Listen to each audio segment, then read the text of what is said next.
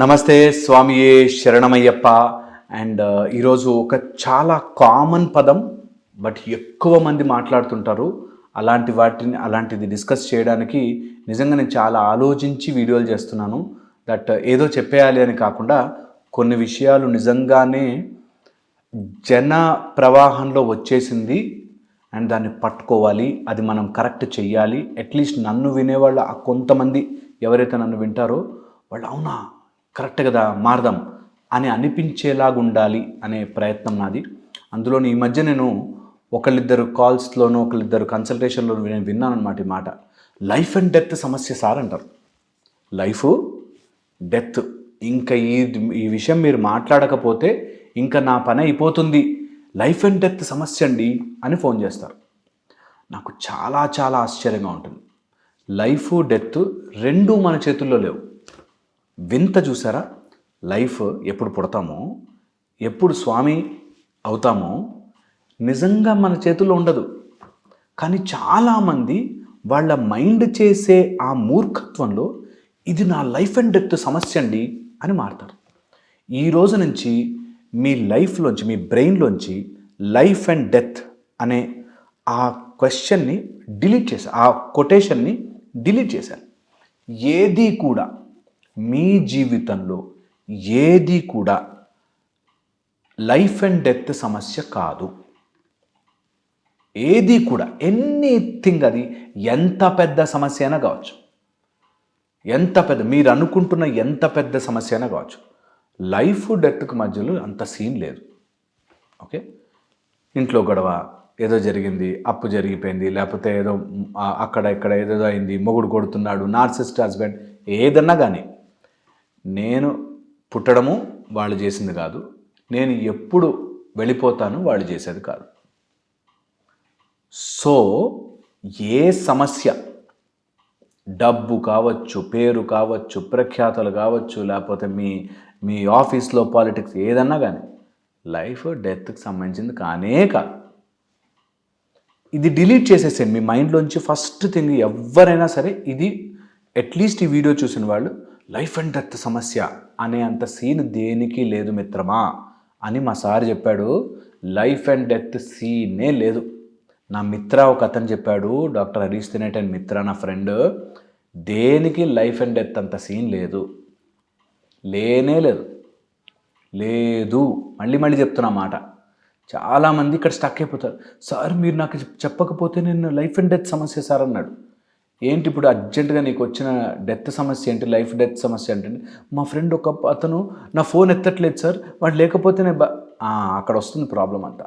మనమే ఊహించేసుకుని, మనమే దాన్ని సెట్ చేసేసి, మనమే మన మైండ్లో క్రియేట్ చేసి, ఆ స్టోరీలో మనమే విలన్ అయిపోయి, అంత సీన్ దేనికి లేదు, దేనికి లేదు. ఇక్కడే మనకి నేర్చుకోవాల్సిన ఫస్ట్ లాజిక్ మీకు ఇక్కడ దాకా 10 సార్లు చెప్పాను అదే మాట. That nothing in this world has a life and death scene. Okay, nothing. దానికి వెనకాలన్న బ్యాక్గ్రౌండ్ ఏంటంటే నో మొరాలిటీ గాడ్ అనేది లాజిక్. ఇక్కడ మొరాలిటీ అనే ఒకటి అడ్డొస్తుంది. ఏ మొరాలిటీ? నేను క్రియేట్ చేసుకున్న ఇది మంచితనం కదా సార్, ఇది నాకెందుకు జరుగుతుంది సార్, ఇది న్యాయం కదా సార్, ఇది ధర్మం కదా సార్, ఇది ఇలా కదా సార్, అలా కదా సార్ అని. ఇలాగా ఈ మధ్యలో చాలామంది తయారయ్యారు. అందులో కొంత మనలో కూడా ఉంటాం. మనలో ఏముంటుందంటే ఎక్కడో ఒక 2 పాయింట్లు చదివిన, భగవద్గీతలో 2 ముక్కలు, రామాయణంలో ఒక 2 ముక్కలు, భాగవతంలో ఒక 2-4 ముక్కలు తీసుకొచ్చి మరి అప్పుడు సీతాదేవిని ఇలా చేశారు కదా సార్, మరి అంటప్పుడు శ్రీకృష్ణుడే ఆ పని చేశారు కదా సార్ అని మధ్యలో చేరుతారు అన్నీ. ఇటు పూర్తిగా తెలీదు, అటు పూర్తిగా తెలీదు. శ్రీకృష్ణుడికి 8 మంది భార్యలు కదా సార్ అన్నాడు, 16,000 గోపికలు కదా, ఏది వాడి పేర్లు చెప్పు అన్నాం అనుకో, అంటే అంటే అంటే మనమంతా సగం కావాల్సిన చోట వాడుకుంటూ ఉంటాం. అలా వస్తుంది ప్రాబ్లం అంతా. సో లైఫ్ అండ్ డెత్ సమస్య ఏదొచ్చినా దానికి ఇన్ఫర్మేషన్ ఎప్పుడూ హాఫే ఉంటుంది. ఇది రాసి పెట్టుకోండి, ఇది క్లియర్గా పెట్టుకో. ఎప్పుడైనా మీకు సమస్య పెద్దదైపోయి అమ్మో నా వల్ల అవ్వట్లేదు అని వచ్చిన చోట ఒక్కసారి వెనక్కి వెళ్ళి డాక్టర్ హరీష్ ఏం చెప్పాడు, ఏ లైఫ్ అండ్ డెత్ సమస్య వచ్చినా దాని లాజిక్లు అంతా హాఫే ఉంటాయా ఏది నిజం ఉండదా అని తెలుసుకోవాలి. ఎగ్జాంపుల్ చెప్తాను. ఈ మధ్య ఒక ఆవిడ ఫోన్ చేసి కన్సల్టేషన్కి వచ్చి, తను మా ఆయన నన్ను పెట్టే టార్చర్కి నేనేమైపోతానో అర్థం కావట్లేదండి, తల పగిలిపోతుందండి, నేనేమీ చేయలేకపోతున్నానండి. మరి 10 ఏళ్ళ నుంచి బాధపడుతున్నావు కదమ్మా, ఎందుకు ఇంకా అక్కడే ఉంటున్నావు, ఎందుకు ప్రాబ్లం అంటే మనం ఇంకా పెళ్లి చేసుకున్నాక ఉండాలి కదండి, మన ధర్మం ఏం చెప్పిందంటే అని నాకే ఉల్టా ధర్మం నేర్పిస్తుంది. నేను ఎగ్జాక్ట్లీ అదే చెప్తాను. మన ధర్మం అట్లా చెప్పలే, మన ధర్మము అలా చెప్పదు. సెట్ చేసుకో అని చెప్తుంది, భయపడిపోయి రోజు తన్నులు తిను అని చెప్పదు. That's the whole issue. మనకన్నీ సగం తెలుసు. మరి అప్పుడు హరిశ్చంద్రుడి కోసం అలా చేశారు కదా, లేకపోతే సావిత్రి ఇలా చేసింది కదా అని అక్కడి నుంచి 2 ముక్కలు, ఏది సావిత్రి ఫుల్ నేమ్ చెప్పు అంటే గుర్తురాదు. అందుకని మన లైఫ్లో మనకి కావలసిన 4-5 ధర్మానికి తెలిసిన ముక్కలు ఎరుకొచ్చుకుని నా జీవితానికి అప్లై చేసి ఇప్పుడు అది నా లైఫ్ అండ్ డెత్ సమస్యగా మారిపోయింది అని వచ్చాడు ఒక అతను వచ్చాడు. అతను ఏదో అటు ఇటు చేసో 15 లక్షలు అప్పు చేశాడు. నిజంగా కూడా తీర్చడానికి ట్రై చేస్తున్నాడు.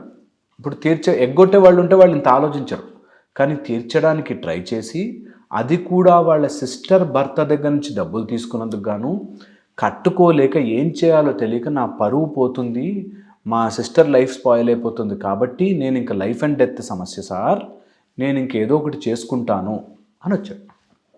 పాయింట్ ఏంటంటే, బాబు నీ దగ్గర డబ్బులు లేవు, నువ్వు ఇప్పుడు దూకకపోయినా డబ్బులు అయితే లేవు కదా, దూకినంత మాత్రాన ఏమీ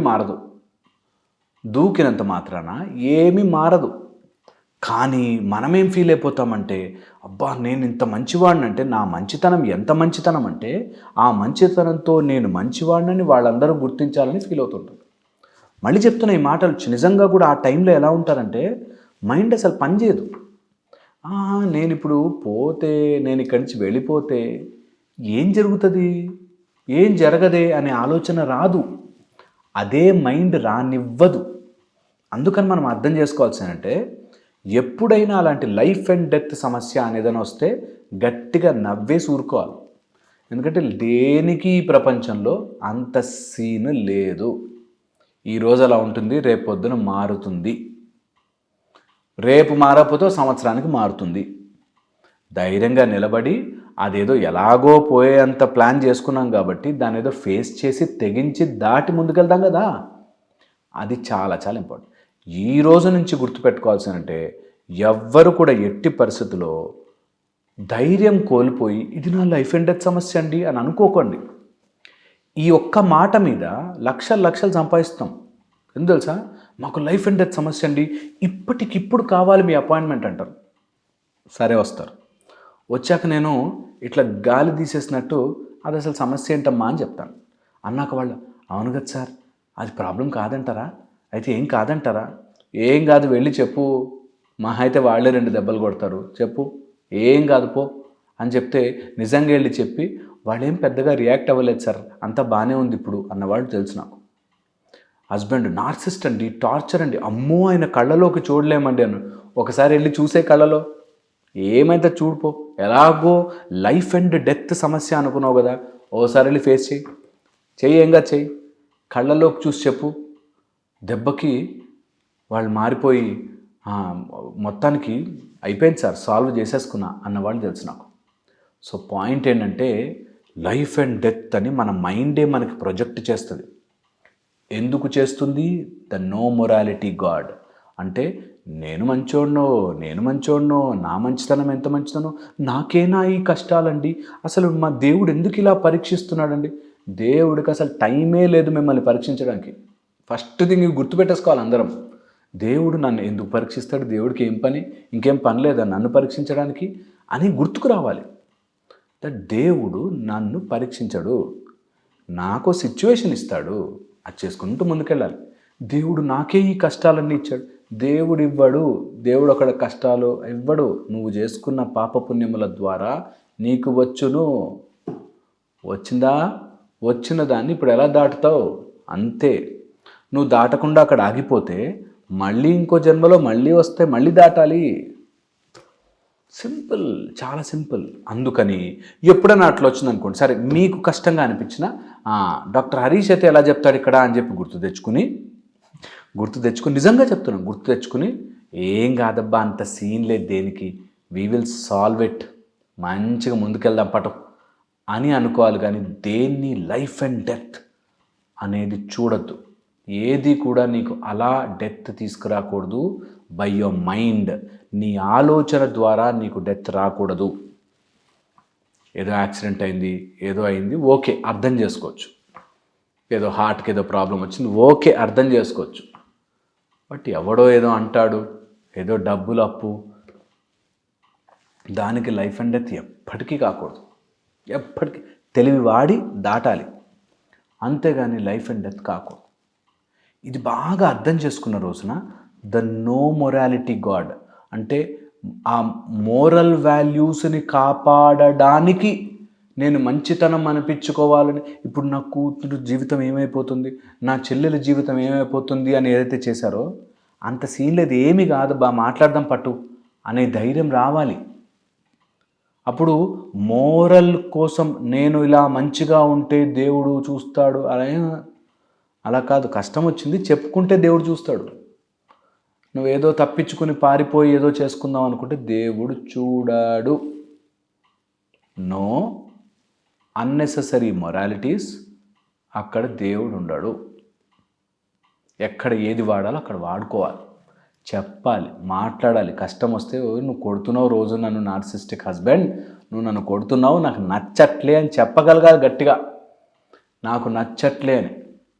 అది రియల్, అక్కడ దేవుడు వస్తాడు. అప్పుడు ద మోరల్ గాడ్ వస్తాడు. ఎస్ నీకు ధర్మం నించున్నావు కరెక్ట్గా, నేను నీకు సపోర్ట్ చేస్తాను వస్తాడు. అంతవరకు అక్కడ దేవుడు no god, no morality god అని వస్తాడు. ఆయనకి ఎప్పటికీ హెల్ప్ చేయడు. సో ఇది గుర్తుపెట్టుకోవాలి. ఇది గుర్తుపెట్టుకున్న రోజున మన life will be much more beautiful. And death అంటారా, డెత్ నీకు అవేర్నెస్ ఇవ్వాలి. అలా నీ కళ్ళ ముందుకు వస్తే డెత్ అని తెలియాలి. కరేజ్ ఇవ్వాలి, ధైర్యంగా అడుగు ముందుకేయాలి, ఏం కాదు పటు అని ధైర్యంగా ముందుకేయాలి. అండ్ ప్రతి క్షణము మనం డెత్కి దగ్గరికి వెళ్తూనే ఉంటాం. సో అది నువ్వు నేను ఆపేది కాదు అని తెలుసుకోవాలి. స్వామీ శరణం అయ్యప్ప అని, ఆర్ మీకు నచ్చిన దేవుణ్ణి, అది అల్లా, జీసస్, రాముడు, లక్ష్మణుడు, ఎవరైనా కానీ పోనీ మీకు నచ్చిన పేరు పెట్టుకోండి. ఎందుకంటే మా దేవుడు అన్నిట్లోనూ ఉంటాడు కాబట్టి ఏదో ఒకటి దేవుడు దండం పెట్టుకుని నాకు కొంచెం ధైర్యాన్ని నేను దాటాలనుకుంటున్నా ఇది అని అంటే చాలు, జంప్ చేయిస్తాడు మనతో. ఇది తెలియక చాలా మటుకు మనం మిస్ చేసేది ఏంటంటే ఈ చిన్న పాయింట్ మిస్ అయిపోతాం. ఎందుకు మిస్ అవుతాము అంటే వి జనరలీ థింక్ దట్ నా మైండ్లో తయారు చేసే స్టోరీయే నిజం నిజం నిజం అనుకుంటాం. నీ మైండ్లో తయారు చేసే స్టోరీ నిజము కాదు.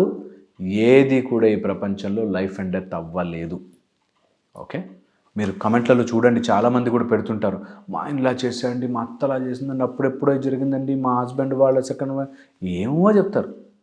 అంత కట్ చేయాలి క్రాప్ మైండ్లో, కట్ డౌన్, అప్పుడు ఆన్సర్ దొరుకుతుంది.